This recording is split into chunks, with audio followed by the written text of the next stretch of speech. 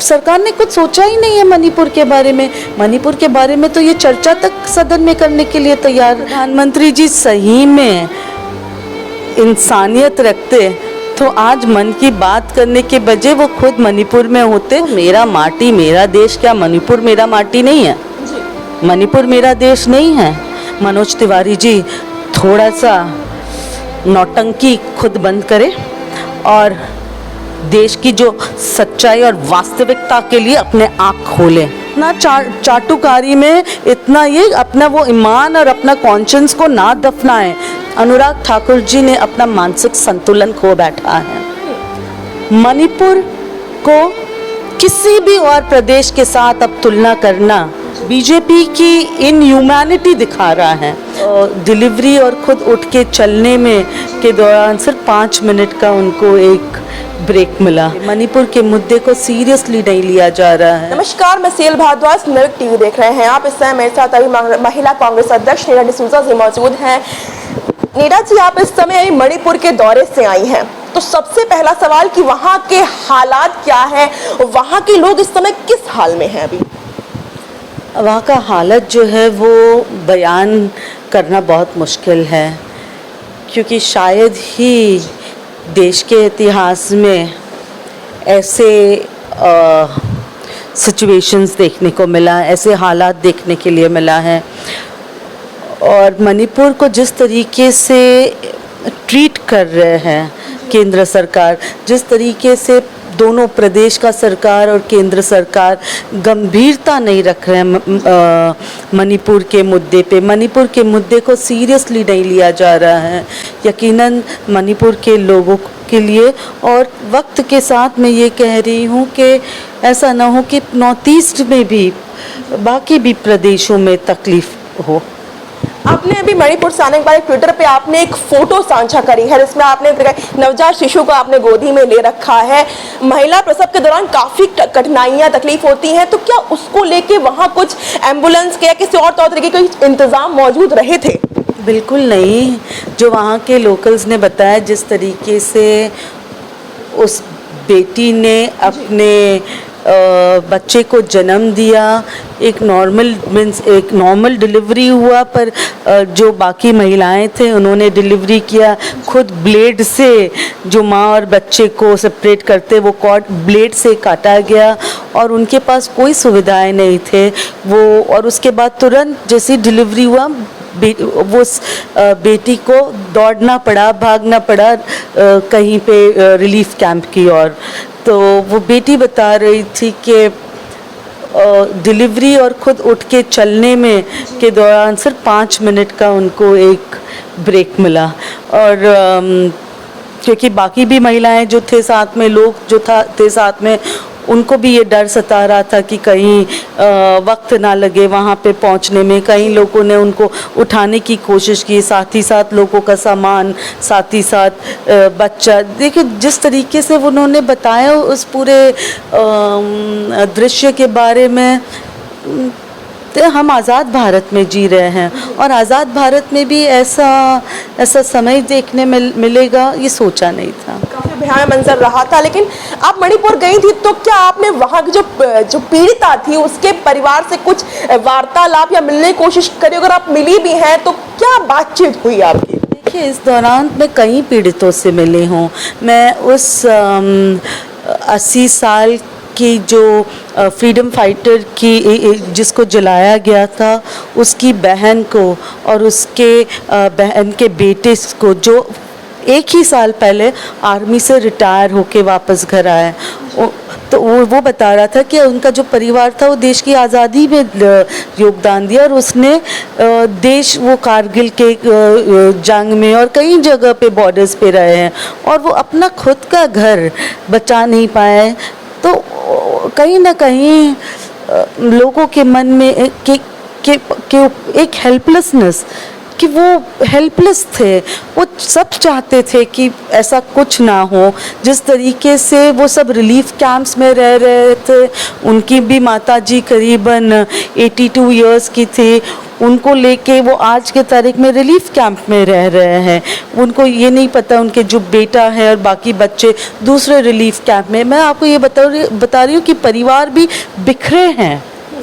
और ये भी बताया गया कि हादसा जब लोग अटैक करते थे पहले मोबाइल फ़ोन्स छीन लिया जाता था वगैरह, तो इसमें people are left without connectivity, ऊपर से वहाँ पे इंटरनेट नहीं है, तो कई चीज़ें हैं। उस दौरान मैं माननीय प्रदेश के गवर्नर से भी मिली हूँ और उन्होंने भी आश्वासन दिया है कि हालांकि वो भी उनको भी जो पूरा सिचुएशन जो चल रहा है, she is also not very happy with it, और महिला होने के नाते उन्होंने हमें अपनी भी पीड़ा जताई कि उनको भी क्या लग रहा है इस दौरान। साथ ही साथ हमने एक जो रिक्वेस्ट किया था उनसे, क्योंकि खुद उस प्रदेश के जो सीएम हैं वो कह रहे कि जो वीडियो बाहर निकल के आया वो कह रहे थे कि 100 से ज़्यादा ऐसे केसेस हो गए। तो हम चाहते हैं कि ऐसे जितने भी केसेस हैं वो अगर वो एफआईआर उसका लॉन्च हुआ हो तो वो डीजीपी के द्वारा सारे थाने से उनके रिपोर्ट्स ले आए, उनके केस एफआईआर्स के कॉपीज़। तो उन्होंने हमें गवर्नर साहिबा ने हमें आश्वासन दिया है कि वो पूरा ऐसे जितने भी वारदात हो उनके लिस्ट बना के, ताकि जो पीड़ित हैं उनको नंबर 1 सबसे पहले काउंसलिंग मिले, उनकी हालात ठीक हो वो देखा जाए, और साथ ही साथ जो भी अपराधी है जो भी गलत है उनको सज़ा भी मिले। मणिपुर की बात हो रही है, विपक्ष जो है, विपक्ष गठबंधन इंडिया ऐसे मणिपुर दौरे पर है। इस पर अनुराग ठाकुर ये कह रहे हैं कि अच्छी बात है विपक्ष अगर मणिपुर दौरे पर है, लेकिन साथ में ही उनको राजस्थान और बंगाल का भी दौरा करना चाहिए था। शायद अनुराग ठाकुर जी ने अपना मानसिक संतुलन खो बैठा है। मणिपुर को किसी भी और प्रदेश के साथ अब तुलना करना उनकी जो बीजेपी की इनह्यूमैनिटी दिखा रहा है। जिस तरीके से मणिपुर जल रहा है, वेस्ट बंगाल या दूसरे जगहों पे ऐसा हिंसा नहीं हो रहा है। बिल्कुल सही है कि हिंसा कहीं पे भी हो, ये सिर्फ वो दो जो वीडियो निकली वो सिर्फ वो बात नहीं है। अनगिनत ऐसे कहानियां हैं जहाँ पे युवाओं को, जहाँ पे बुजुर्गों को, जहाँ पे महिलाओं को और आम लोगों के साथ ये इनह्यूमन ये हादसा हुए, लोगों को मारा गया है। तो कृपया करके आपके चैनल के माध्यम से मैं अनुराग ठाकुर जी से निवेदन करूंगी कि वो अपने मेंटल स्टेबिलिटी को थोड़ा ध्यान में स्टेबल रखे। वो सिर्फ और सिर्फ चाटुकारी में वो ना लगा रहे, क्योंकि इतना चाटुकारी में इतना ये अपना वो ईमान और अपना कॉन्शियंस को ना दफनाएं। अगर उनमें थोड़ा सा भी उनका कॉन्शियंस हो ना, अंतरात्मा हो, तो ये लोग ऐसे प्रश्न नहीं करेंगे या ऐसे चीज़ें कभी भी नहीं कहेंगे। लेकिन बात यहाँ खत्म नहीं हुई। इससे भाजपा सांसद मनोज तिवारी का एक बयान सामने आया, जिसमें वह कह रहे थे कि सत्ता से पहले हमेशा विपक्ष पहुंचता है, लेकिन आज जो विपक्ष जा रहा है उससे पहले पहुंचना चाहिए था। तो ये महज एक दौरा नहीं, इसे ड्रामा बताया गया है। मनोज तिवारी जी ने खूब ड्रामा किया होगा, तो वो समझते हैं कि सब ड्रामा कर रहे हैं। मनोज तिवारी जी थोड़ा सा नौटंकी खुद बंद करें और देश की जो सच्चाई और वास्तविकता के लिए अपने आँख खोलें। ज़रूरी है मनोज तिवारी जी ऐसे एक घिनौना बयानबाजी से बचे, ताकि आने वाले दिनों में महिलाएं जो है वो आपको, अगर आप खड़े हो ना इलेक्शन के लिए, वरना कोई आप महिलाएं वोट नहीं देंगे आपको। प्रधानमंत्री नरेंद्र मोदी ने आज मन की बात में शहीद वीरांगना सम्मान को लेकर मेरी माटी मेरा देश चालू किया है। इसमें आप क्या सोचते हो कि ये मुद्दा जो है वह एक सम्मान नारी से भी जुड़ता है? देखो, मेरा माटी मेरा देश, क्या मणिपुर मेरा माटी नहीं है? मणिपुर मेरा देश नहीं है। मणिपुर के अंदर जो हमारी बहन को जो जलाया गया, जो एक फ्रीडम फाइटर की मिसेस थी, जो उनकी धर्मपत्नी थी 80 साल की उम्र में, क्या वो हमारे माटी का हिस्सा नहीं था? देखिए ये सब नौटंकी अब प्रधानमंत्री जी को बंद करना चाहिए। अगर सही में मन की बात थोड़ा सा मणिपुर के लोगों की भी मन की बात सुने और उनके मन के सवाल लेने की हिम्मत रखे। कब तक आप बात करते रहोगे लोगों का सवाल? अगर प्रधानमंत्री जी सही में इंसानियत रखते तो आज मन की बात करने के बजाय वो खुद मणिपुर में होते और लोगों की मन की बात सुनते। लोग किस तरीके से वहाँ के रिलीफ कैंप्स में रह रहे हैं उनका वो एक सर्वे लेते, वहाँ पे लोगों को मूल जो सुविधाएं मिलनी चाहिए वो बिल्कुल नहीं है। लोगों की परिस्थिति बहुत ख़राब है। People are under mental torture. आप ये सोच सकते हैं आप और हम अगर हमारा एक कोई प्यारा सूट हो या एक कोई प्यारा कपड़ा हो या एक कोई प्यारा चीज़ हो जो ख़राब हो जाए और वो या जल जाए तो हमारा मन कितना जलता है। यहाँ पे इन लोगों का तो पूरे के पूरे यादें, पूरे के पूरे घर, पूरे के पूरे जमा पूंजी, पूरे के पूरे पुराने फोटोग्राफ्स हो या कुछ भी हो उनके पास कुछ नहीं बचा है। थोड़ा सा तो हमें सोचना चाहिए इस पे। प्रधानमंत्री जी अगर यहाँ पे लोगों के बीच जाते तो शायद एटलीस्ट उनके मेडिकल फैसिलिटीज़ में सुधार होती। उनको कोई खाना मिल नहीं रहा है, वो खुद अपने चावल वावल खरीद के भोजन या वहाँ के लोगों के वो भरोसे हैं। जो गवर्नमेंट की ओर से जो लोगों को सुविधाएं मिलनी चाहिए वो ना के बराबर है। ना के बराबर है। आप बात कर रही हैं तो आप भावुक भी हो रही हैं, लेकिन आखिरी में सवाल लेती हूँ, मणिपुर को लेकर संसद से सड़क तक हंगामा मचा हुआ है। 3 महीना हो रहा है मणिपुर चल रहा है, लेकिन अब लगातार सुरक्षा कर्मी वहां पे तैनात हो रहे हैं। 3500 बफर जोन वहां पे लगाया जा रहा है, फिर भी ये हालात बरकरार रहना क्या दर्शाता है? ये दर्शाता है कि कहीं ना कहीं पॉलिटिकल विल नहीं है।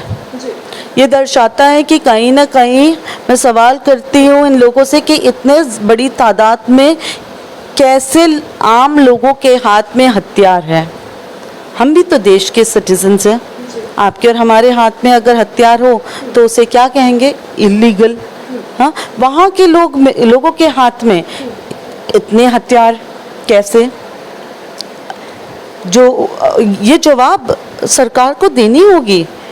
और हथियार बहुत हाईटेक हथियार, तो ये कहीं न साथ ही साथ अगर आप ये मैं अगर ये आपको ये कहूँ कि 22 या 23 फरवरी 2022 को जब अमित शाह जी मणिपुर गए थे, यही चुराचांदपुर ग्राउंड पे उन्होंने एक ऐलान किया था कुकीज़ के लिए कि वो उनको उनका राइट देगा। कैसी राइट, कौन सी राइट, क्या लोगों के साथ चर्चा किया गया क्या?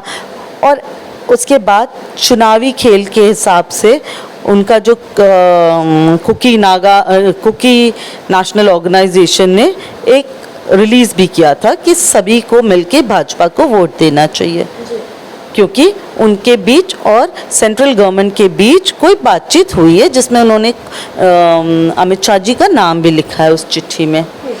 तो यानी कि इसका साफ मतलब हो रहा है कि कहीं ना कहीं कोई अंडरस्टैंडिंग था इनके बीच। जवाब होम मिनिस्ट्री को, जवाब प्राइम मिनिस्टर को, जवाब वहाँ के स्टेट सीएम को देना होगा लोगों को।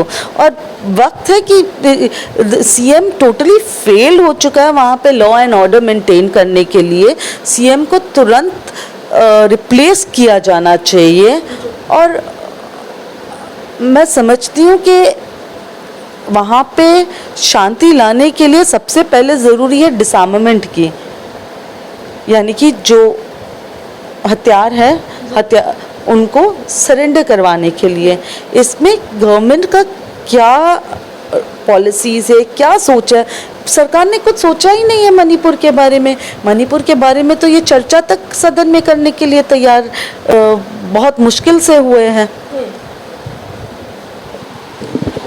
तो ये तो हमारी बातचीत थी नीता डिसूजा जी के साथ। आप क्या सोचते हैं हमें कमेंट बॉक्स में जरूर बताइएगा। तो फिलहाल इतना ही टीवी, धन्यवाद।